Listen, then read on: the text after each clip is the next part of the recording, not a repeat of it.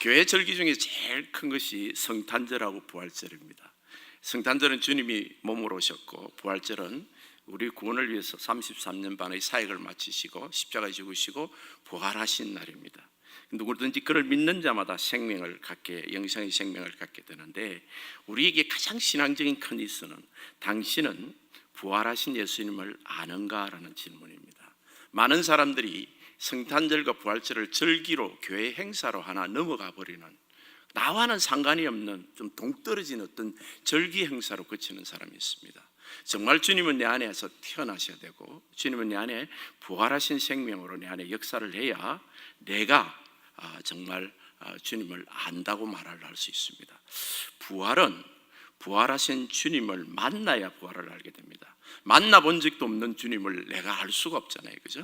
그게 우리에게 우리가 만난다는 그 표현을 할 때, 지금은 부활하신 주님이 하나님 우편에 앉아 계시어요. 삼일체 하나님으로 이렇게 분리해서 이야기를 한다면요. 근데 그 부활하신 주님은 성령으로 우리 가운데서 분명히 생생하게 역사하시고 가르쳐 주셔야 우리가 부활하신 예수님을 알 수가 있습니다. 오늘 본문에 보면 막달라 마리아는 내가 주를 보았다라는 표현을 합니다. 아니 3년 반 동안 따라다니면서 매일같이 주를 보아놓고 무슨 소리 하느냐, 이 차원이 다른 겁니다.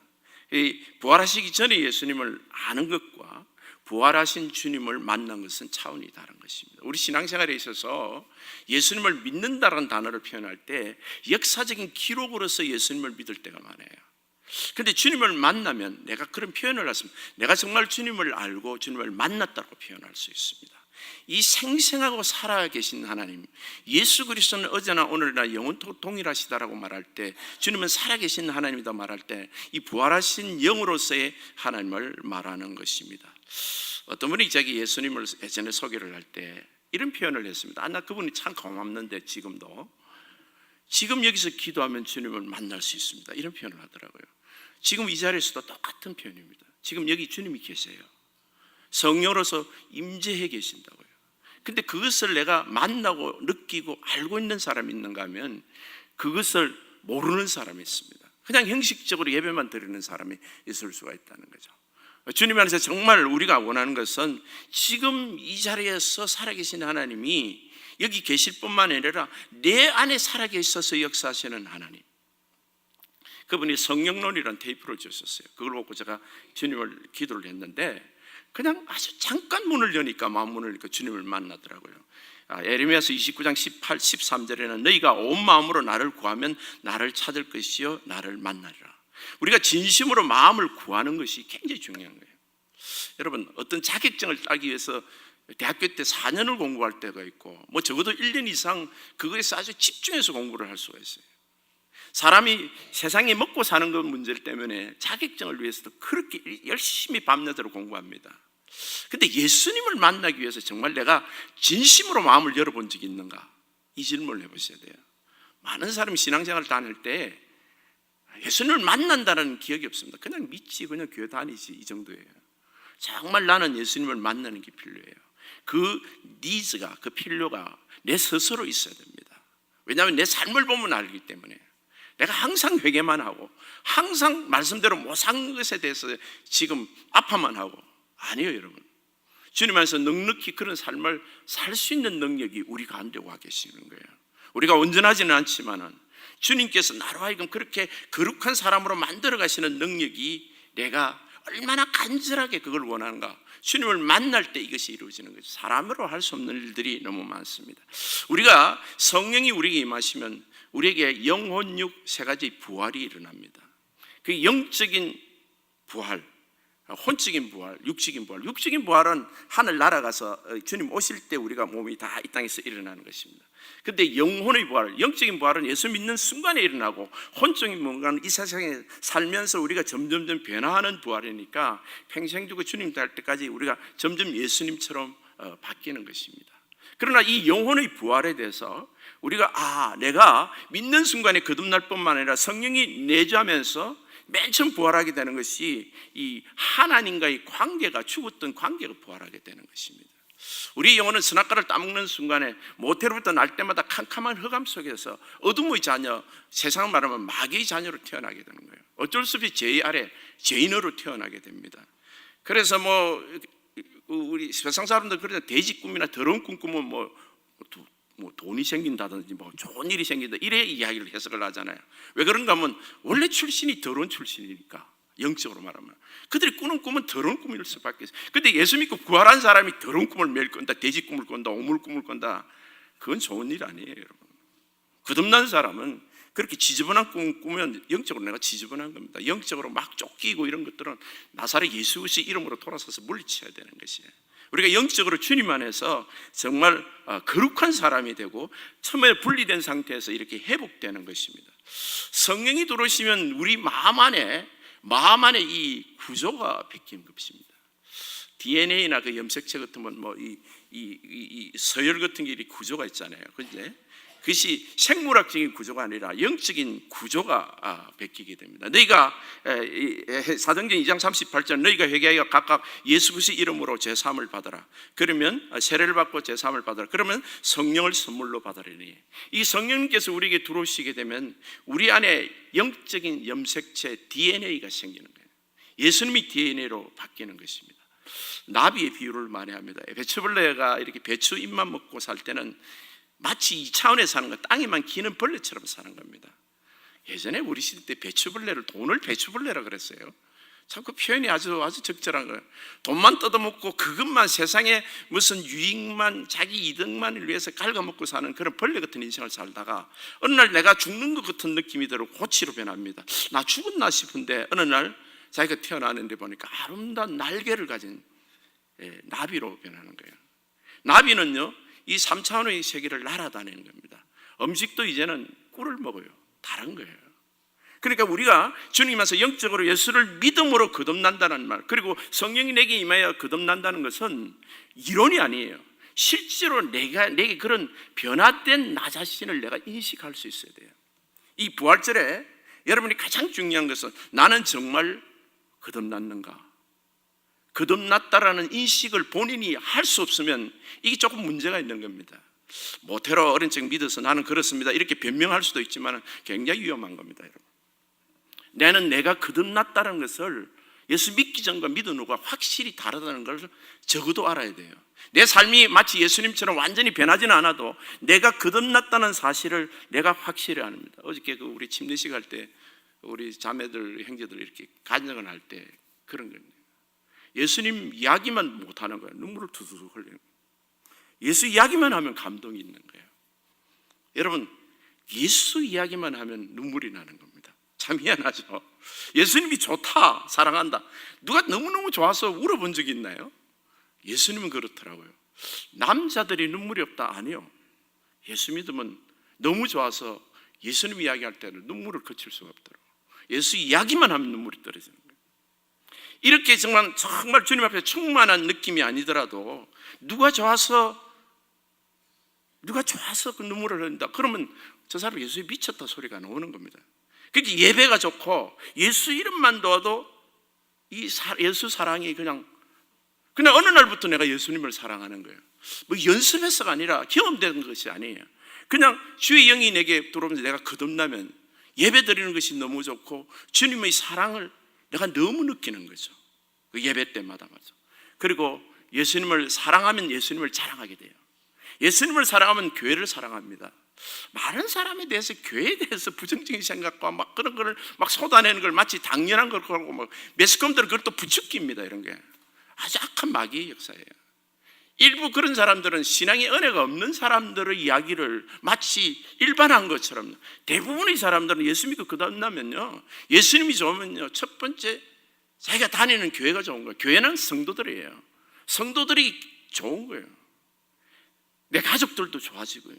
이 사랑의 눈이, 예수님은 것은 예수의 사랑이 들어오게 되면 가족들이 정말 귀하게 보이는 거예요. 그전에는 몰랐어요. 내 아내가 그리 이쁜 줄 몰랐고, 정말 주님 안에서 우리 가족들이, 그리스도 안에서 교인들이 정말 가족이고, 그래서 교회 오게 되면 봉사를 하고 싶은 겁니다. 뭔가를 할 줄을 몰라도 뭔가를 하고 싶은 거예요. 그래서 뭘 맡기면 닥치는 대로 하게 되는 것이 이 거듭난 사람의 특징이죠. 거듭나지 않으면요, 하나님 믿는다 그래도 교회를 핍박하는 사람들이에요. 많은 사람들이 하나님 믿는다 그래요. 그런데 교회에 대해서 아주 부정적인 말을 하는 사람도 있어요. 그거는 거듭났다라는 것을 이 부활의 영이 없는 상태라고 말을 할 수가 있습니다. 바울의 경우가 그랬잖아요. 하나님 잘 믿었지. 자기는 뭐 구약에 하는 말씀을, 성경을 달달 외울 사람이에요. 그런데 누구를 죽였습니까? 하나님이 교회인 교회를 죽였어요. 스데반을 죽였잖아요. 스데반을 죽였네. 마치 예수 믿는다고 교회를 다니면서 교회에 대해서 불평하고 형제들을 죽이는 그런 사람들은 이 부활의 영이 없는 상태예요. 정말 진정한 의미에서 거듭났는가 자기를 한번 돌아봐야 되는 것입니다. 정오의 해보다 밝은 빛이 와가지고 그냥 맨 처음 바울에게 일어나는 것은 바울아 바울아 사울아 사울아, 사울이 이기도 하고 바울이 이기도 했죠.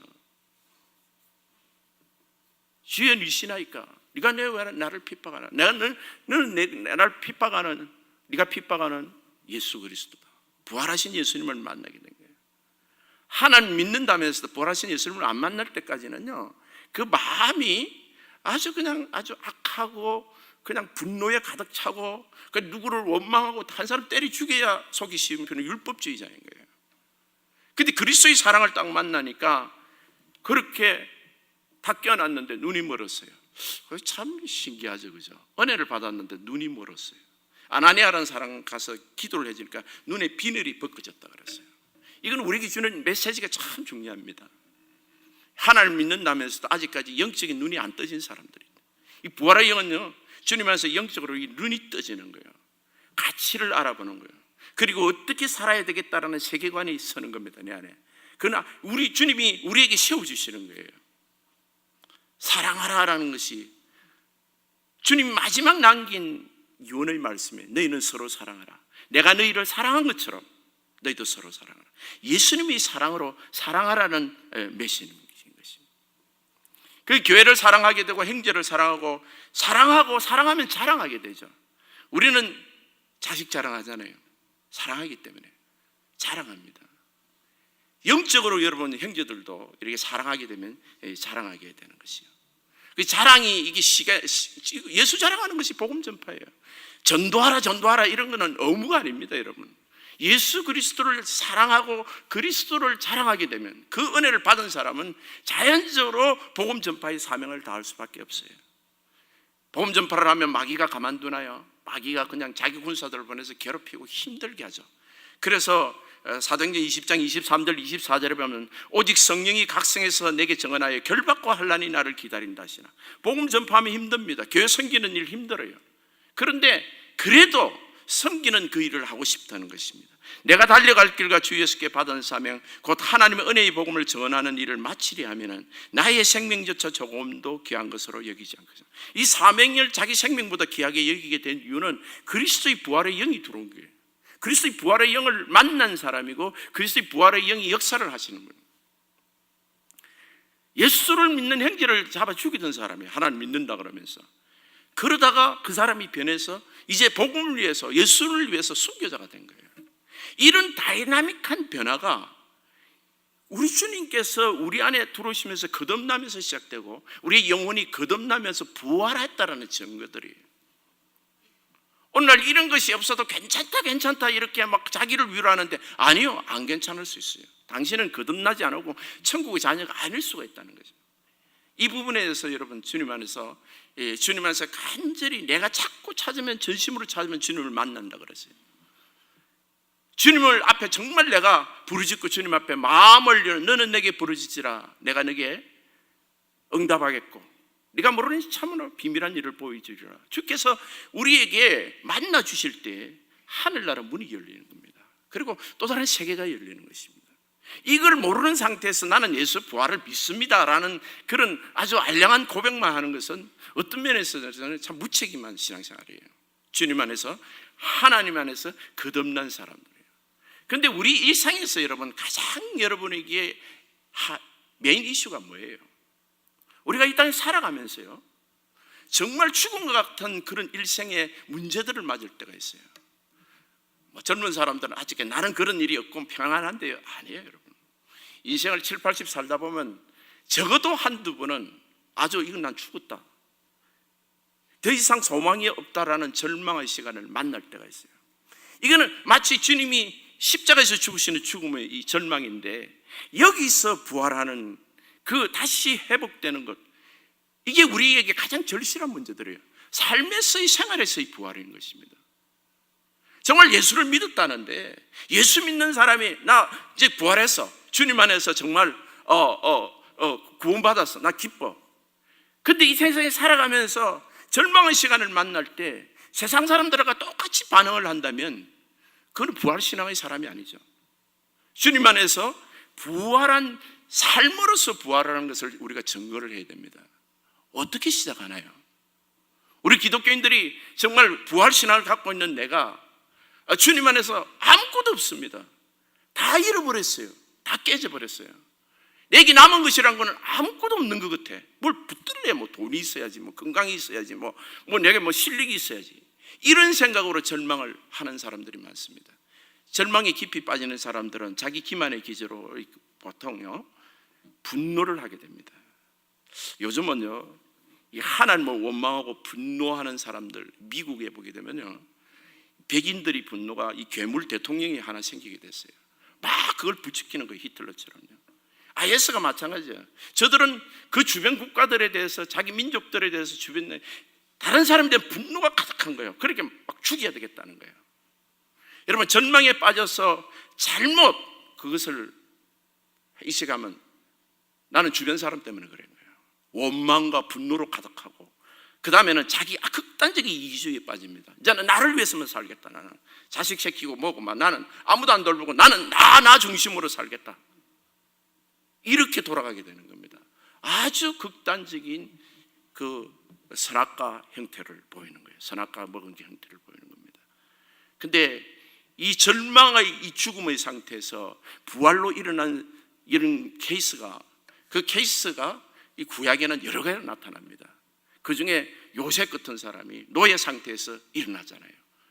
그 다음에 루카 같은 사람, 오늘 우리가 읽은 본문 루카 같은 여자예요. 시집을 보니까 시아버지부터 남편까지 모조리 남자는 다 죽어버린 겁니다.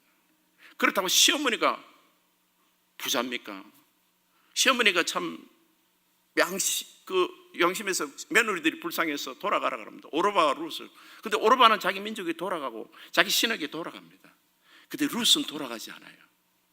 그 우리 신앙생활에서 이 절망에서 빠져나올 때 가장 중요한 선택을 하나 해야 되는데, 그것은 뭔가 하면 십자가를 선택해야 돼요.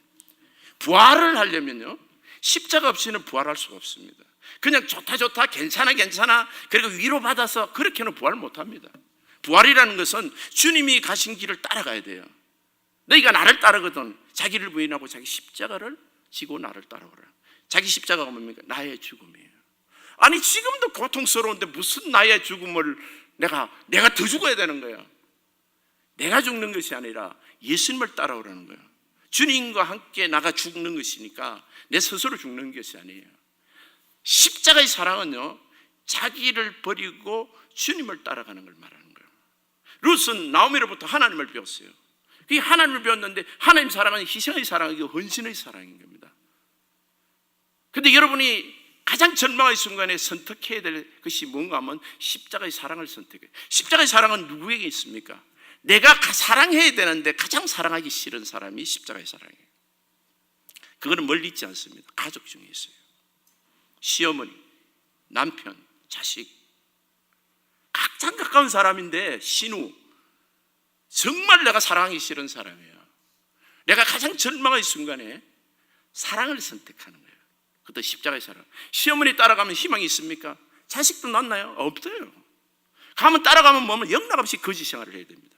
아니나 다를까 룻은 따라가서 이삭 죽기 거지 생활을 했어요.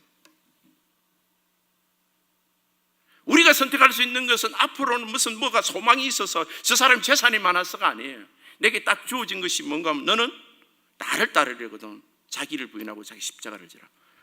내가 너희를 사랑한 것처럼 너희도 서로 사랑하라고 말했습니다. 사랑을 선택하는 거예요. 그것도 십자가의 사랑을 선택하는 거예요. 룻이 선택한 것은 십자가의 사랑이었습니다. 여러분 영적으로 이 십자가의 사랑을 선택하는 여러 가지 예들이 많은데, 엄마가 아이가 많이 아플 때 엄마의 기도 중에 이런 기도를 들은 적이 있습니다. 목사님, 제 기도는 우리 아이가 죽기 전까지 우리 아이보다도 오래 사는 겁니다.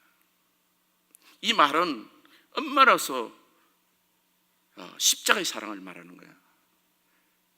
나는 우리 자녀를 위해서 산다는 거야. 아이가 너무 아프지만은 그걸 부인하고 도망가지 않는 거예요. 사람이 엄마라고 다 엄마다운 사람이 아니에요, 여러분. 하나님의 십자가의 사랑을 선택하는 거예요. 독일에 아주 기근이 들어가지고 빵을 이렇게 나눠줘, 부잣집 그 노인 부부가 빵을 아이들에게 나눠줬습니다. 근데 그때 당시에 손으로 이렇게 집어서 빵을 만드니까 빵이 크기가 차이가 있는 거예요. 근데 어떤 한 아이는 아이들이 먼저 큰 걸 고르려고 막 이렇게 경쟁처럼 고르는데 매일 그걸 빵을 고르는데 보면 제일 마지막에 선 꼬마가 하나 있었어요. 걔는 당연히 제일 작은 빵을 고르는 거예요. 그 노인 부부가 물었습니다. 너는 왜 맨 마지막에 고르느냐니까, 나는 다른 사람이 다 큰 빵을 가지고 나는 제일 작은 빵을 가지기 위해서 맨 마지막에 간다. 어느 날 맨 마지막에 작은 빵을 딱 고르니까 꽉 씹는데 뭐가 확 씹히는 거예요. 보니까 그 안에 거무화가 들었어요. 그 노인 부부가 참 그 아이가 기특해서 그 안에 거무화를 심어준 거예요. 여러분, 우리가 할 수 있는 것은 사랑입니다. 그것도 내가 육신적으로 말하는 내 감정으로 가는 육체적인 세상 사랑이 아니라 십자가의 사랑이에요. 가장 어려울 때 우리 가정에 내가 할 수 있는 것은 예수님이 선택하신 십자가의 사랑을 선택하는 거예요. 원수를 위해서 죽을 수 있는 사랑. 근데 그건 내가 선택을 해야 됩니다. 의지적으로요. 룻은 시어머니를 선택했어요. 시어머니가 좋아서 감동을 줘서 그런 이야기는 갖다 붙인 이야기일 수 있어요. 룻의 신앙을 말한다면 이 사람은 돌볼 사람이 없고 거지고, 그래서 여호와 하나님을 사랑한다고 하나님을 내가 선택하고 내 민족으로 돌아가면 금오서 이방신을 섬겨야 되지만 여호와 하나님을 사랑한다면 주님이 내게 주시는 첫 번째 계명은 너는 사랑하라는 겁니다. 그것도 십자가의 사랑을 하라.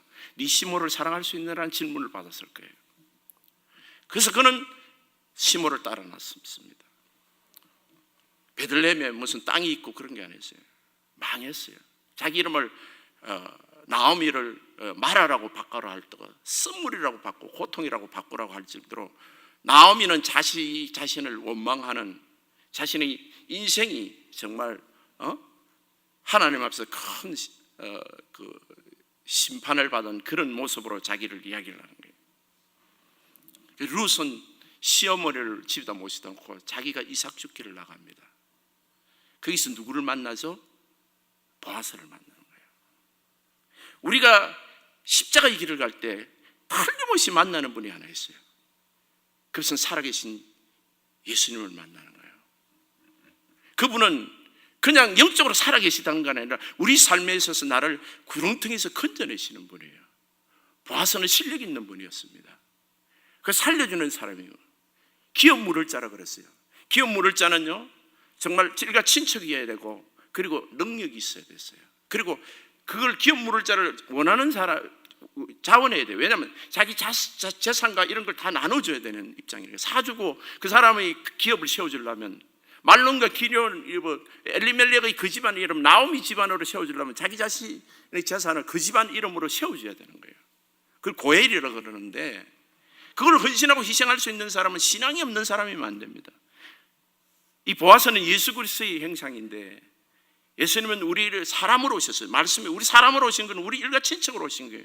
그리고 우리를 위해서 죽으실 사랑을 갖고 있었어요. 그리고 그는 만유를 가진 능력이 있는 신분이에요. 그는 이 죽음에서 우리를 끄집어내신 분이에요. 거기서 오벳이라는 자손을 낳게 됩니다. 그래서 그 가정이 회복되는 역사가 일어나요. 우리에게 이 부활의 아침에 이 삶으로서의 부활은요, 살아계신 하나님을 만나는 거예요. 이 삶의 현장에서 만나는 거예요. 주님 안에서 내가 절망에 빠져있는 내 영혼을 건져내시는 우리 주님은 내가 사랑의 길을 택할 때, 주님 안에서 주님의 길을 택할 때 주님이 나타나는 것입니다. 오벳의 아들은 이새고 이새의 아들이 다윗입니다, 여러분. 그러니까 룻은요, 다윗의 아버지 이새, 할아버지 오벳, 그 다음에 루시니까 정조모가 되죠. 정조 할머니가 되는 것입니다. 우리 이스라엘의 구원의 반열에서 예수님의 이 혈족에 들어가는 것이 믿음으로 들어가게 되는 것 중에 가장 중요한 것은 우리가 하나님 안에서 이 땅에 살면서 정말 여러분들과 제가 예수 믿고 나 구원받았다라는 것을 자랑하는 데서 그칠 것이 아니라 삶의 곳곳 현장에서 내일부터 직장생활 하면서 내가 부활의 하나님이 나와 함께 하시고 예수 그리스도 살아계신 그 하나님을 내게 함께 하시는 그 선택을 하라는 거예요. 그게 뭔가 하면 주님의 사랑을 선택하는 거예요. 우리가 할 수 있는 하나님 마지막 남겨주신 꼭 하나 할 수 있는 것입니다. 원수를 사랑하는 거예요. 그를 축복하는 겁니다. 그것이 손해보는 것 같고 아주 어리석은 것 같고 세상 사람은 절대 선택하지 못하는 길이 십자가 길입니다. 세상 어떤 누구에게 그렇게 낮고 천한 길을 택하라 그러겠습니까? 예수님이 가신 길을. 그런데 우리는 갈 수가 있어요. 왜냐하면 그리스도의 영이 함께 하시기 때문에. 그래서 주님 안에서 모두 상실하고 잃어버렸던 마귀의 자녀로서 날 때부터 다 잃어버리고 상실했다 하더라도 그리스도 안에서 영적인 구할, 영혼의 부활을 받을 뿐만 아니라 삶에 있어서도 부활의 하나님이 나타나시고 주님 안에서 정말 살아계신 하나님을 증거하는, 내 삶의 어떤 곳곳에서든 정말 주님이 살아계시다는 것을 내 삶으로 증거하는 이 부활의 하나님을 여러분 증거하시는 여러분의 책임이 오늘날 우리 안에게 와 있습니다. 정말 주님은 살아계시고 죽음에서 부활하신 분이요 우리 삶에서도 내 입술을 통하여 주님을 자랑할 수밖에 없고 주님의 부활을 찬송하는 이런 성도님 되시기를 예수님 이름으로 축복합니다.